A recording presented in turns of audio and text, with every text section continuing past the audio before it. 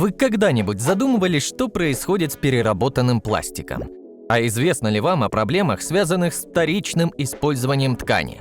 После моего ролика вы найдете ответы на эти вопросы, а также вы поймете, какой можно внести вклад в спасение окружающей среды. В ролике будут рассмотрены экологические преимущества рециклинга. Эта информация охватит все, что вам нужно знать о процессе утилизации отходов жизнедеятельности.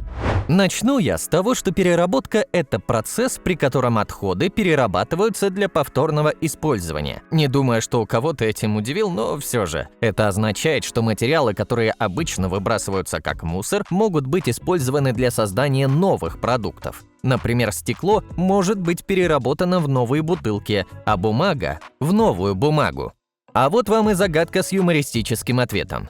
Знаете, почему стекло и бумага так по-разному перерабатываются? Нет, потому что стекло боится стать обратно бутылкой, а бумага не боится стать снова бумагой. Это не только помогает снизить количество отходов, но и позволяет сэкономить ресурсы и деньги. Многие компании и организации теперь занимаются переработкой, чтобы уменьшить негативное влияние на окружающую среду и создать более устойчивую экономику. Вы можете продавать или передавать материалы для вторичной обработки этим компаниям и получать деньги в качестве вознаграждения за ваш вклад в утилизацию отходов. Различные компании имеют разные цели и подходы к отходам, поэтому возможности для получения оплаты могут различаться. Некоторые компании могут платить за определенные виды материалов, в то время как другие могут предлагать вознаграждение за использование определенных методов утилизации. В любом случае, переработка отходов может стать источником дополнительного дохода для вас, если вы готовы вкладывать усилия в уничтожение и повторное использование различных материалов. Вы можете получать деньги, когда старые или использованные версии этих товаров собираете и отдаете их на переработку. Это может быть металлический лом, включая алюминий, сталь, медь, бронзу. Также пластик, а еще принимают использованные картонные коробки и картриджи для принтеров. Чего-чего, а вот банок лично у меня просто завались. Переработка отходов экономит энергию, помогает уберечь материалы от попадания на свалки и мусоросжигательные заводы и обеспечивает сырьем производство новых продуктов. Когда невозможно предотвратить образование отходов, лучшим вариантом является его повторное использование. И знайте, переработка – это нечто большее, чем продление срока службы свалок. Поговорим теперь подробнее о переработке пластика. Знаете, почему переработка пластика напоминает волшебство? Потому что из ненужного мусора появляются полезные вещи. Вот выкинул ты пластиковую бутылку в нужную урну, а на следующий день она уже может тебе улыбаться, как очень экосознательный стаканчик для свежевыжатого сока. Существует два основных метода переработки пластика. Различие в том, что есть разные типы пластмасс, и они не могут быть обработаны одинаковым образом. Какой метод выберет производитель, зависит от имеющихся ресурсов. Кроме того, желаемый конечный продукт может повлиять на выбор. Традиционная или механическая переработка – самый популярный метод воссоздания пластика.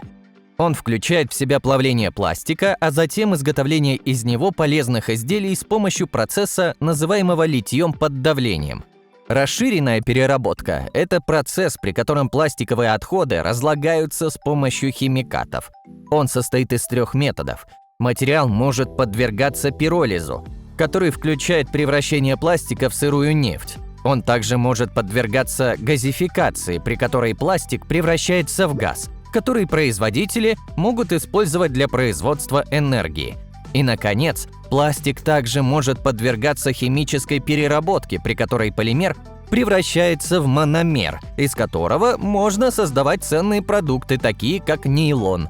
Оба метода используют схожие этапы для создания конечного продукта, но каждый процесс требует внимания к деталям. Кроме того, на завершение процесса могут уйти месяцы. Пошаговый процесс производства переработанного пластика заключается в следующем. Первым шагом будет такой же, как и в исследовании всемирных океанов – сбор пластиковых бутылок. Хотя это звучит просто, на самом деле это утомительная и кропотливая задача. Сбор отходов часто зависит от того, насколько эффективно предприятия и люди утилизируют свой перерабатываемый продукт. Когда он поступает на предприятие, машины должны разделять пластик в соответствии с типом.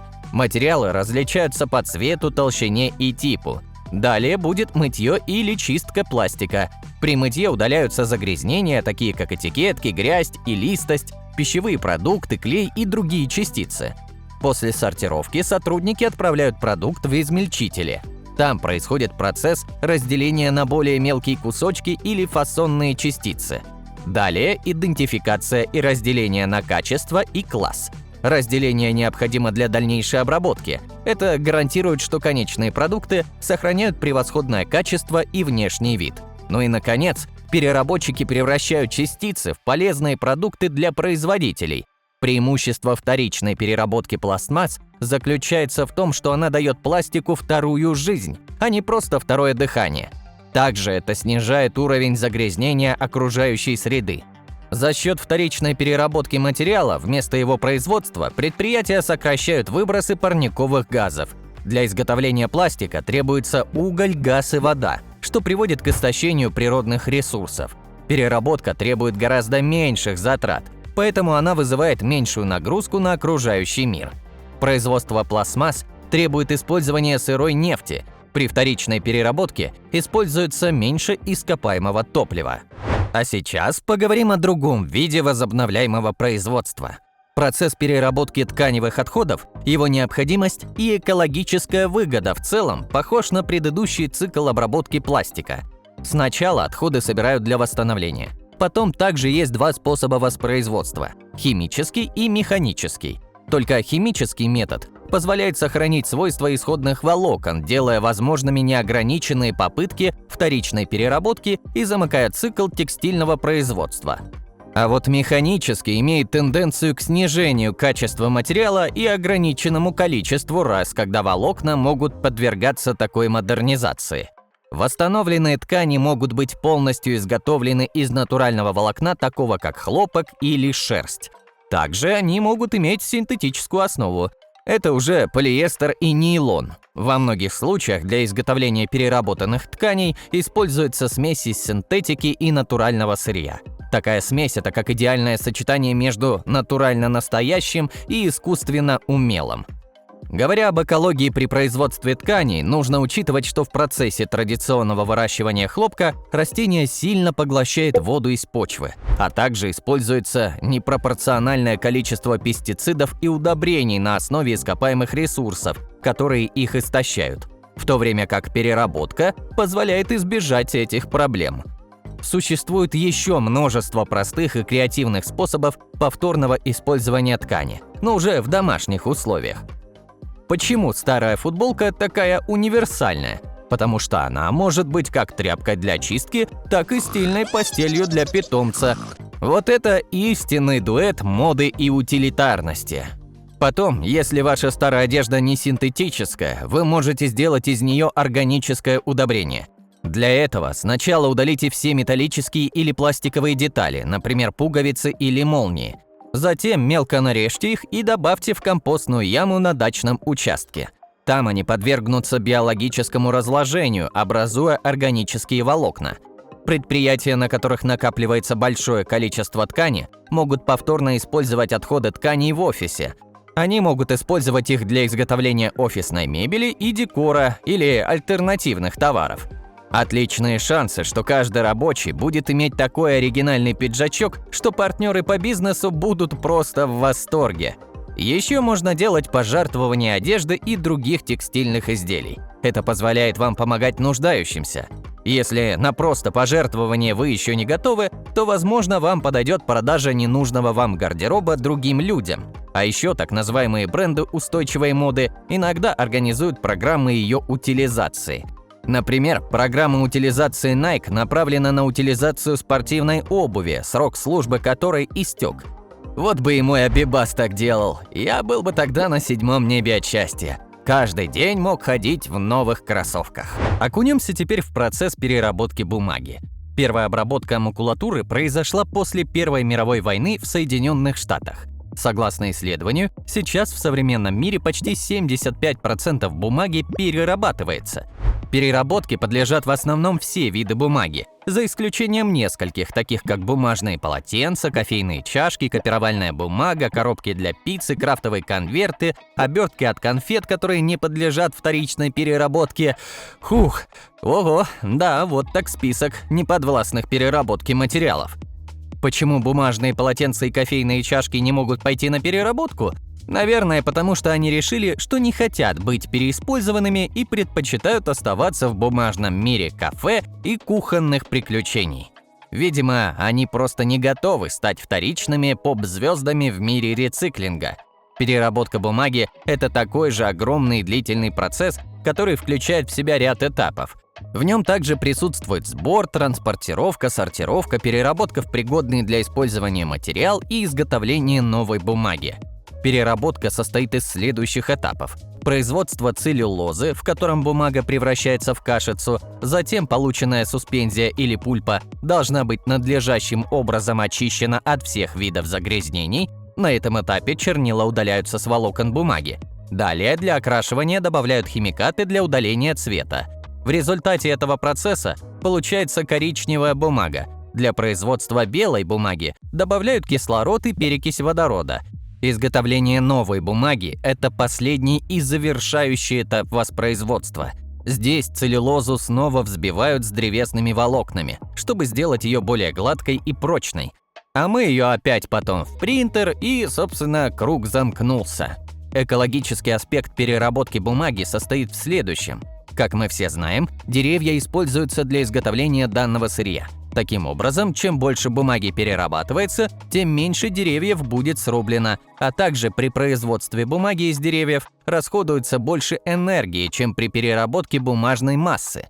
Подсчитано, что при переработке 1 тонны бумаги экономится энергия, которую можно использовать в доме в течение 6 месяцев. Также сохраняется около 30 тысяч литров воды.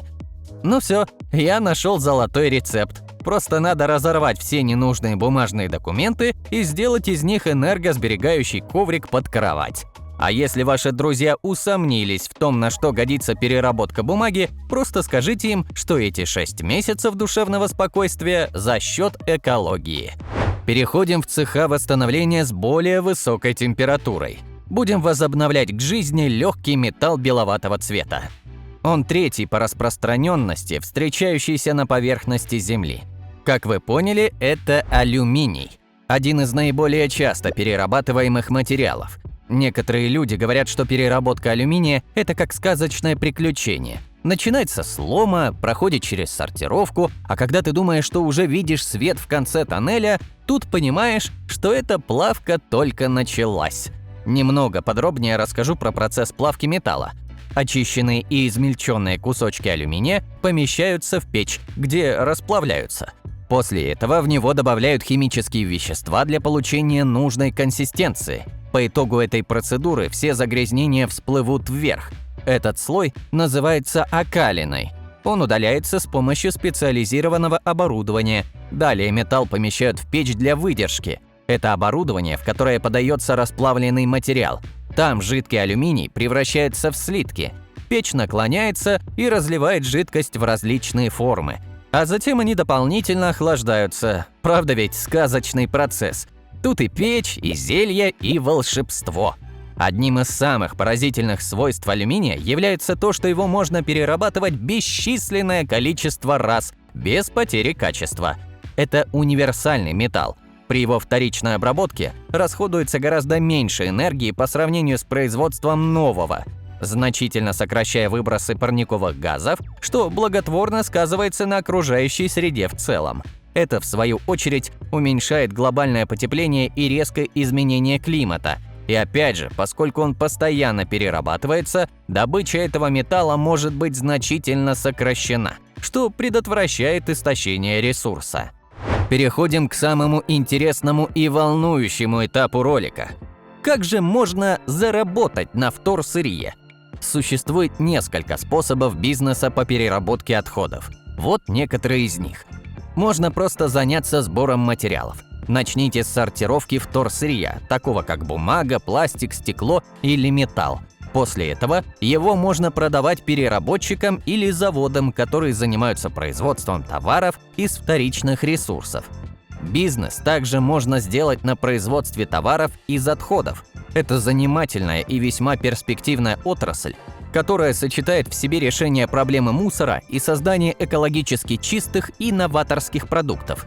Вот некоторые примеры товаров, которые можно производить из отходов. Можно делать мебель из переработанного пластика или дерева. Такие изделия обладают уникальным дизайном и являются экологически чистыми. Опять же, одежда, сумки, пледы и другие текстильные изделия могут быть изготовлены из переработанных материалов. А может быть, у вас получится изготовление украшений и аксессуаров из вторичной продукции.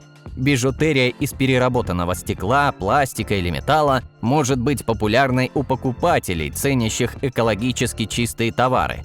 А также вы можете делать строительные материалы из отходов. Блоки из переработанного пластика, дерева или стекла, а также другие строительные материалы могут найти применение в экологически чистом строительстве. Возможно, вас привлечет переработка органических отходов в питательный компост, которая может также приносить доход.